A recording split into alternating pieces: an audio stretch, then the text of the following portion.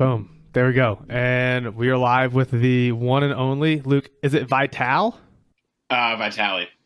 Vitale. Oh, I've dude, been you need Vitale an accent. Yeah, it is what it is. I think I've given up on correcting people, so whatever's easiest, Vitale's fine. Everyone that I've ever played sports with knows me as Vitale, so it's all good. Beautiful. Yeah, my last name is kind of hit or miss. It's a 50-50. Like if we go out and make a reservation at a restaurant, 50-50 if it's going to be Serby or Kirby. Really? Yeah. I didn't even think Serby. Ah, see? Wouldn't have guessed it, but There you go. Yeah, because I guess things are tough. in theory, back in the day, like whenever my ancestors first came over, I think it was an S. It was like Serby. For some reason, they changed it Yeah. to Cerbie, and I was like, the first spelling actually makes vastly more sense. Yeah. I know, like, my grandma, her maiden name, it's like Iasonia, and when they came from Italy, they, like, at Ellis Island, they changed it to, like, Iasagna. So, Americanized Italians, what can you do? Yeah, fighting a losing battle over here, just changing things for the sake of changing them. Just, yeah, make it easier. Awesome, dude. So what I wanted to do today is I wanted to dive in. You just wrapped up we'll call it a 14-week training cycle with us because we had the test in, 12 weeks of training, test out. I have some of your numbers here in front of me, but I'll double check with you because I don't have all of them. Yep. But I do know that, and I love the note that you left here in the forum. 500 by 5 almost shit me britches. Yep. I laughed pretty hard at that. Right. So you tested in at 455 by 5. Yeah. And then rocked 500 for 5. And it was a good set too, because you posted the video. Like it was a strong set, especially considering the fact that you hit 470 for 5 directly before that and had some pre-fatigue. But essentially adding 50 pounds to your 5 rep max is pretty cool. And then a 17-inch increase in your broad jump. Yep. Casual. Over a foot. Where were you bench and squat and some of the other things that we tested in? So I don't know if you recall, but when you first got in touch with me, I just kind of tweaked my knee in training. So like I was kind of doing a little more Olympic lifting, kind of getting my feet wet there. And then just like squatting one day, pop my knee, and it just kind of like not great. So my front squat and bench were both 255 by 5. And then throughout the training cycle, it was probably just more me being stubborn. Like I should have like picked a different squat variation, but I was like, no, I want a front squat and deep knee bendies and all that. So I feel like every week, like I took a step forward in like my kind of like healing process. And then when I'd come in and squat again, it would just take like, not even like 2 steps back, but just like 1 step back to baseline. And then finally, I think in the first or second week of the final block where we were just hitting like savage AMRAPs, I like walked away from one of the squat sessions like, yeah, this is probably not a good idea. So I didn't retest the squat, but my bench went from 255 by 5 to 275 by 5. So that was pretty huge. I think my vert went up like an inch or 2. I don't know. I measured chalk on the wall the first time, and then I used a Vertec the second time. So like, yeah, it's kind of a hard one to measure. A change in facilities that I was using, so it was kind of hit or miss with that. And then I'm actually planning on doing the assault bike today because the facility that I've been in only had the Echo bikes, and I tested on like the assault bike. And I hate the Echo bikes. I don't know what it is about them, but dude, they're big, and it's just like you can't get any momentum because as soon as you start to slow down, it's just like they stop. Yeah, the assault bike you can kind of trick because if you come out of the gates hard, then you can kind of like dial it back and just cruise, and it'll hold your pace higher. Echo bike, the minute you kind of take your foot off the gas pedal, it's just like nope. They're out of the tires. And I don't know if you've run into this, and this is probably it's a simple fix. It's just a matter of like tightening up the bolts on it. But one of the gyms that I was at with the Echo bikes, um, I don't want to throw anyone under the bus, but like the maintenance was not top notch on them. So like the arms are like really loose. So there's like give and then it starts moving, and I was just like, I better wait until I can get into can get back on an assault bike and just do it right. But yeah, so I'm gonna try and do that today, assuming I think they have like an assault bike at this place. So yeah, I'm gonna get out.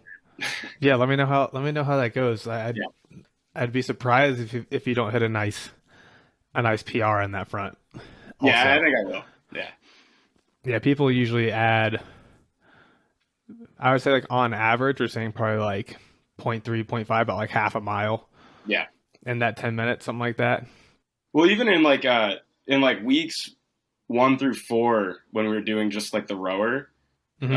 like every week my pace increased, which I was surprised because I'm not an endurance athlete by any means. Like, even my position in lacrosse was a very like stop and go sprint, like repeat effort, Hmm.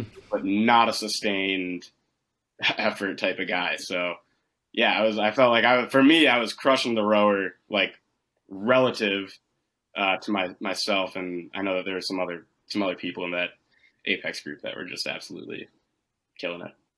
Yeah, man, for sure. So we're looking at 50-pound, 5 rep max PR on deadlift, 17-inch increase in broad jump, a few inches on a vertical, 20, 20 or 25 pound, Yeah, 20 pound PR, 5 rep PR on a bench press. Squat was one that we knew was going to be a little bit iffy with you for your knee. To be honest, yeah. we probably just should have like pulled squat and taken you off program for that movement and I spent think some like time really working on it. reverse lunges, um, when those were programmed like on leg day, those never bothered me, and I should have like right from the start. I probably should have been like like why don't I do like I don't know barbell reverse lunge or safety Yeah. bar, Hatfield squat or something. But it is what it is. Yeah, Um, you learn. yeah, Yeah, a lot of time we've had a lot of success taking people away from a big bilateral squat and having them like SSB reverse lunge instead.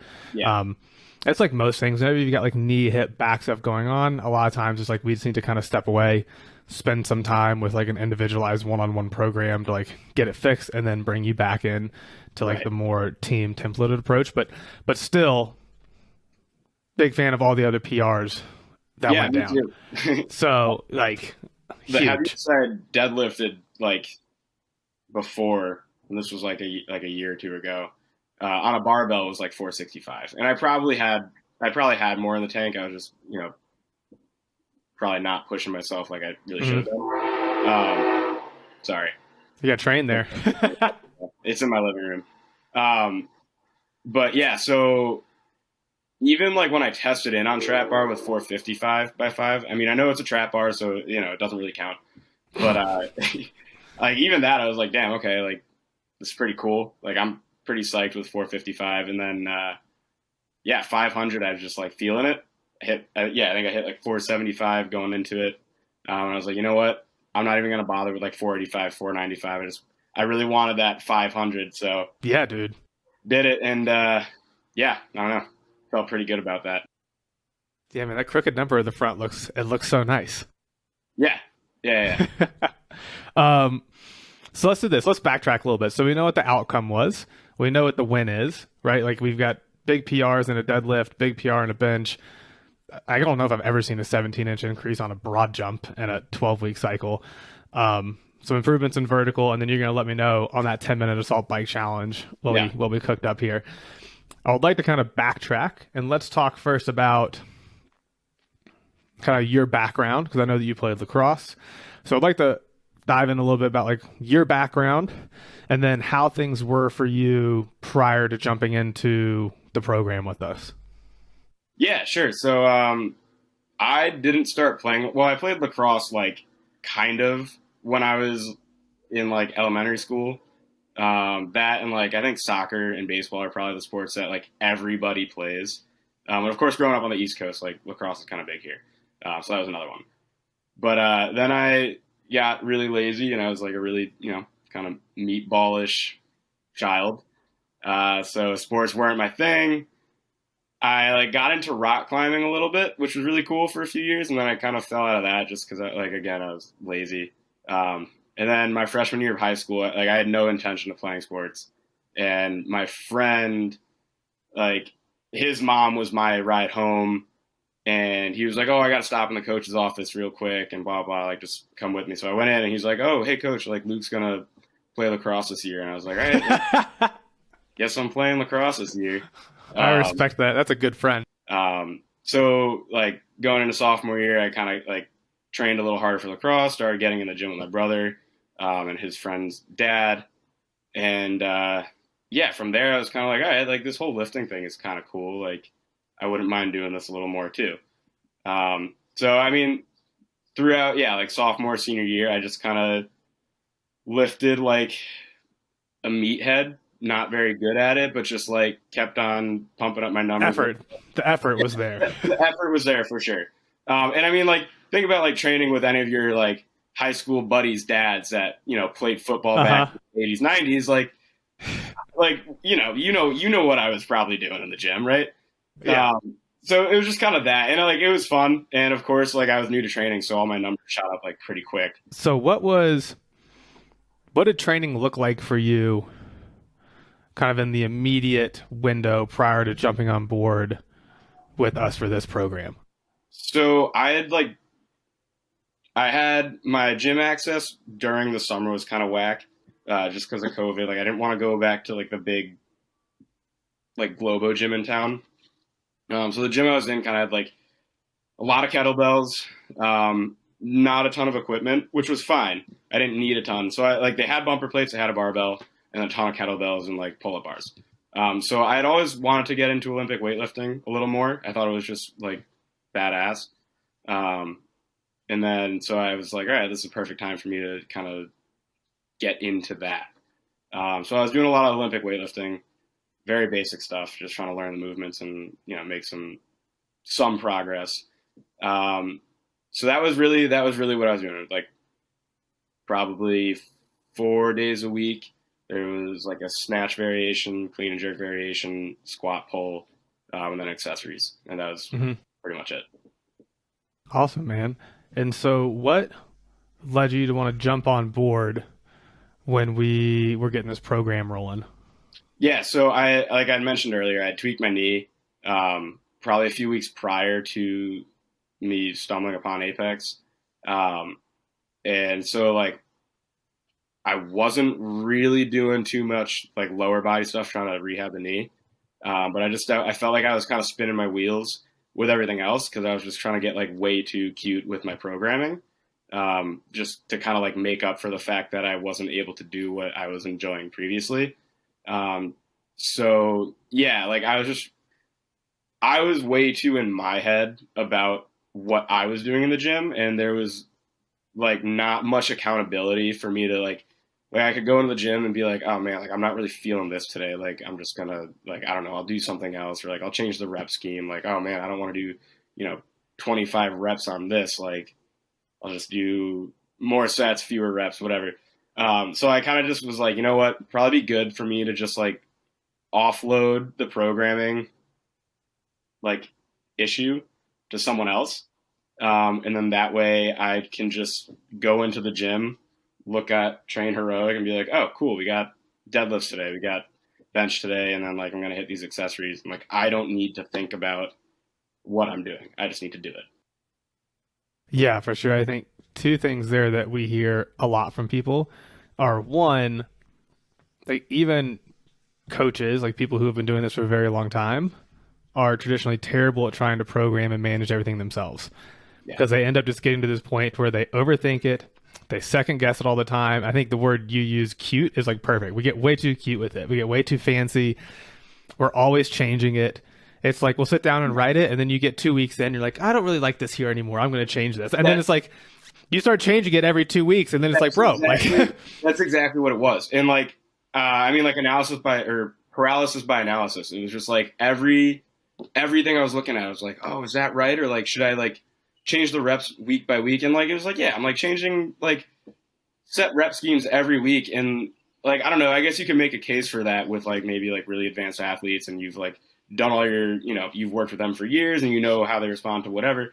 But like for me, it was like, no, I'm just being stupid. Like it was part of one thing about Apex was that it was almost aggravating for me. Like looking at the program and being like, oh, sweet, 3x10, 3x10, 3x10 on accessories. And like it gets so much shit, the 3x10. And I know like I've thrown plenty of shade at 3x10 set rep schemes, but it works. I mean, Yeah. every week I was like at least hitting a top set that was higher than the previous week or matching it, right? And then when we move into like 3x8 or 4x8, I'm like, oh shit, like I'm stronger now. Like, duh. So that was one thing I was like, wow, like I was just making my own programming so much more complicated than it needed to be.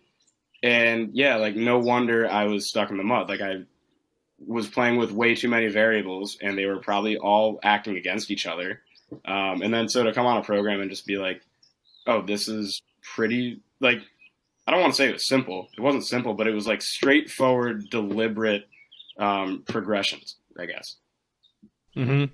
And yeah, for sure. It worked for me at least. I know it worked for plenty of other guys and gals in the program. So yeah, simple usually wins. Like people don't like. There's no reason to make things more complicated than they need to be. Like only make things complex when they need to be complex. Right. And so it's like what gets more complex in that program is where we start thinking about what happens over the course of an entire training phase, right? Is like an individual training day is relatively simple, but when we put that within the scheme of a week and we put that week within the scheme of a month and we put that month within the scheme of 3 months, it's like, okay, that's where the art takes place of being able to like have the vision of here's where we are, here's where we're going to go. Let's lay out what the next 14 weeks of your life are going to look like. Right. And I think like another point you mentioned that we hear a lot from people is like the accountability bit, where it's like, one, I think when you try to program and do it all yourself, right, like you end up getting too cute with it, you overthink it, and you get that kind of stuck in the mud feeling that you mentioned because you're just spinning your wheels, you're changing stuff too often, right? You just need to be able to shut your brain off and just train. Like just be an athlete and just train. Shut your brain off and just execute. Well, period, right? Like the last time I've like been in like a team setting, so to speak, was when I was playing lacrosse. And so that was my senior year. Like Potsdam we didn't have a strength and conditioning program at the school. So, and it was D3. So I don't know, like you're only granted so many team days where you're like, where the coach can mandate that you do something. And I think in the off season, it's like essentially zero. So strength and conditioning it's on the athletes to go about that themselves.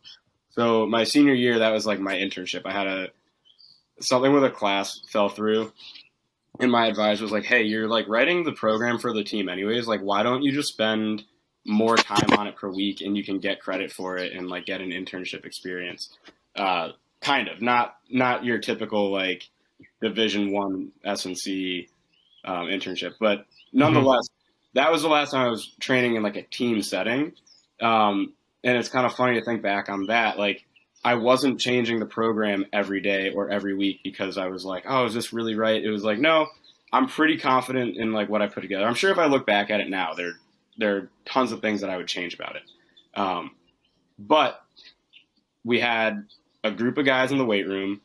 Everyone was, like kind of competing against themselves, but with each other.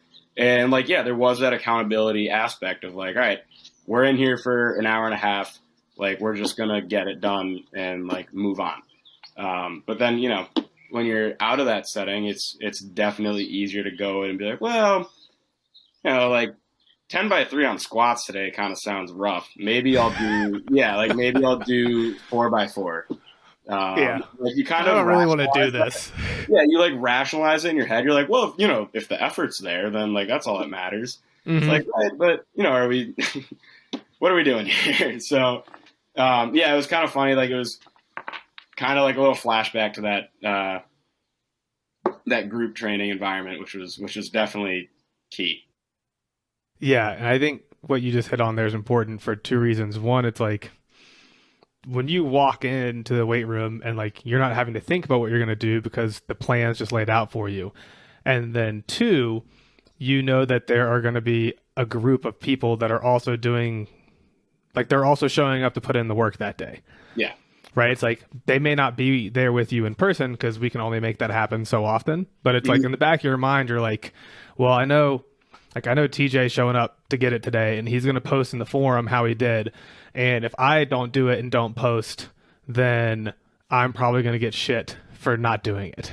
Right? Yeah, Like exactly. these people are going to hold me accountable. They're going to hold me to a different standard. And so it's like, that's where that whole team camaraderie competition bit is. Like that's really the gasoline on the fire that Yeah. takes like a good program and a good training experience and makes it really exceptional. At least that's what like we found over the Mhm. past handful of years. And I don't want anyone to get the impression that in college I was some like stud lifter in the gym. I wasn't, but like truthfully on my team, like I was one of the stronger athletes, not Mhm. necessarily one of the most athletic. They're different. But it was myself and one of my good friends, Josh, who were probably like the most weightlifting, oriented. Josh, a stud athlete. He had it all. When Cal talks about like V6s and V8s, like he's a V8 all the way. Um, Mhm. but like he and I were usually like the top dogs in the gym. So going into Apex and seeing some of the people in the testing week putting the numbers down that they were putting down, it was definitely like, oh shit, like there's some big dudes in here. Like Yeah. I'm not, like I'm not even really like near the top of the totem pole here. And again, not to sound too full of myself, like that's not who I am as a person, but yeah, definitely like, oh boy, my dog's barking. All good. But yeah, so it was cool to be in a group of guys and I think there were a few females in there too. Uh, Mhm. but just being like, oh shit, like this dude's making 500 look just stupid light. Meanwhile, like until 2 or 3 weeks ago, like that was a number I've never touched.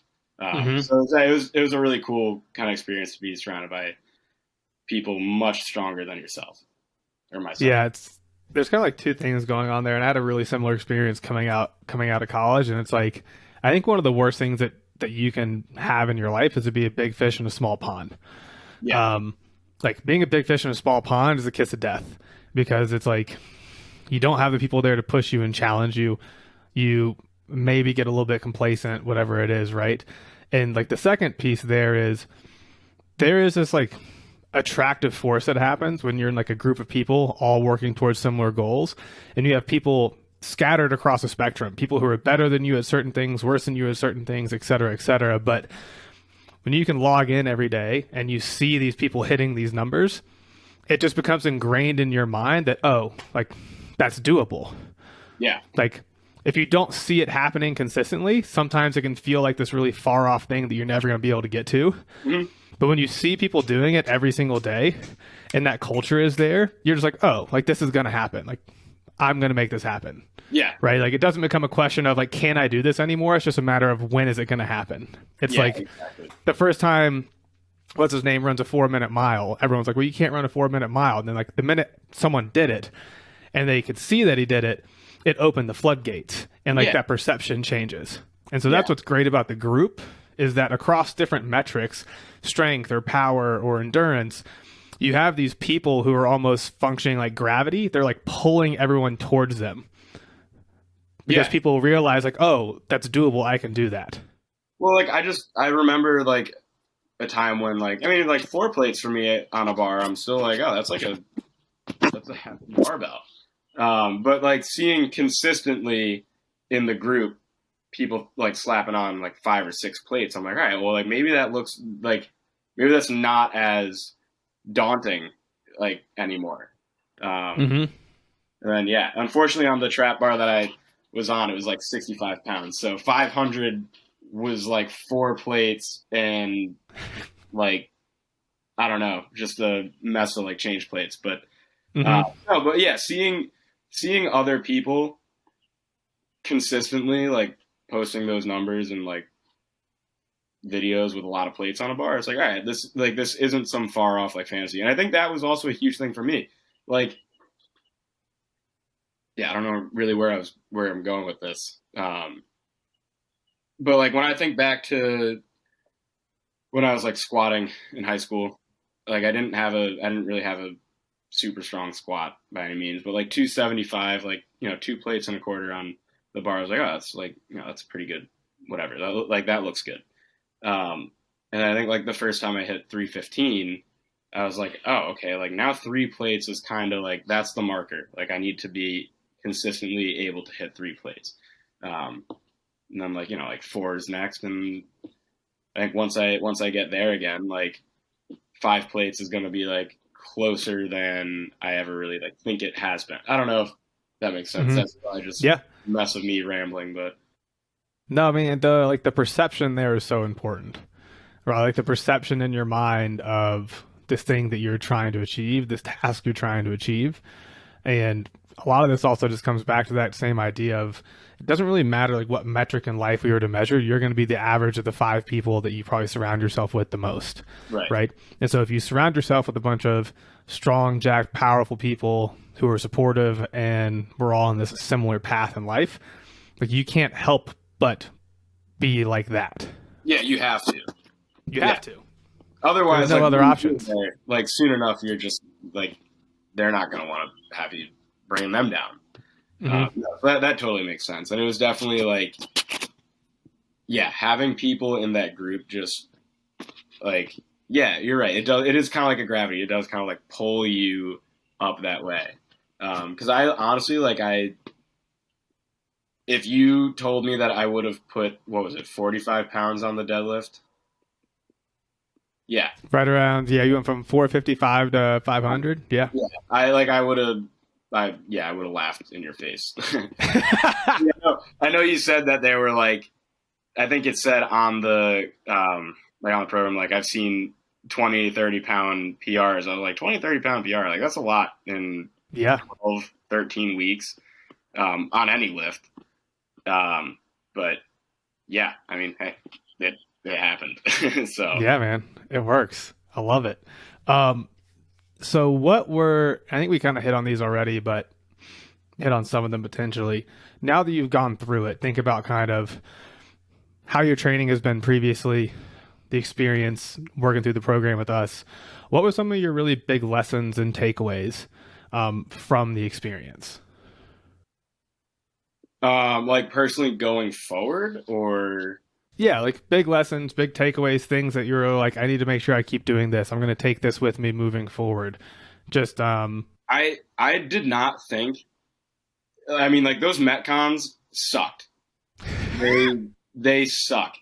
But like it's like almost like a little bit of Stockholm syndrome going on. Where like as I started doing them, I'm like, I don't know, like maybe they got a place in my heart. I don't know. They slowly become everybody's like favorite part of the program. Yeah, it's actually really funny. Like just a little bit of like, God, that sucks. Everyone loves to brag about how much something sucked that they did. So like, you do that on Saturday and then you're like, you go out with your friends or whatever. You're like, oh man, like I had the worst like Metcon shit today. Like, God, I'm so beat up. Everyone loves to brag about how beat up they are. So I don't know.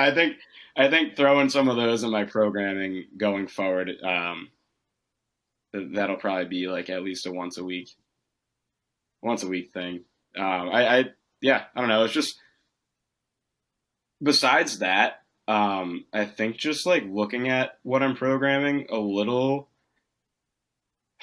like, yeah, more deliberately, I guess, and just not getting so bogged down in like what minimal like change I can make to the program every week in every exercise. And like, I'm going to change the tempo every week to provide a certain stimulus, or I'm going to change the set rep schemes every week because it needs to progress, right? Like, or like, hey, how about, maybe for my accessories for this block, I'll just do 3x10.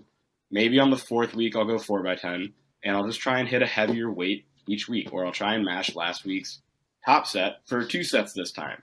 Mm-hmm. And so like, I think that is probably like my biggest takeaway, because that was my biggest issue beforehand. It was just like getting way too cute, way too bogged down with the little things that like, yes, they matter, but if you're changing them every week or just not adhering to them, then it doesn't matter because they're not doing what you plan for them to do. And then besides that, I kind of like the idea of like, if you're going to make any big changes week to week, make them in like your main lift. So like in Apex, it seemed like that was, the squat, bench, and deadlift. It was like, that's where things were changing the most, and not a whole lot. It was usually just like I think the AMRAPs are great. I used to use them a lot in my programming. I don't know why I took them out, like why I stopped doing them.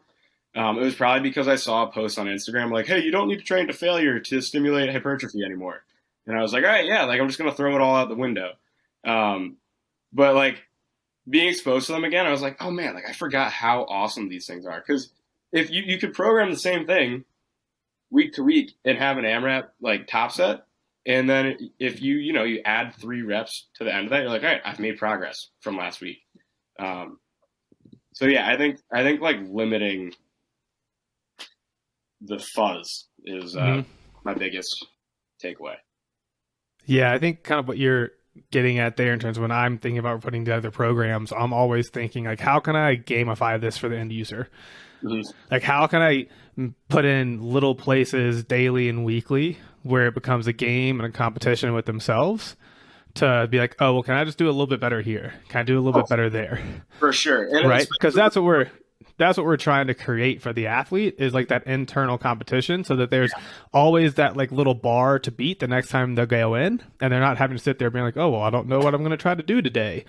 And then the AMRAPs, etc. It's like, I always, on the big lifts, that's one of the biggest things across the board. One of the reasons I think we're so successful is that like our maiden lifts are always going to have some form of auto-regulatory component to them. Yeah. Something will be question marked.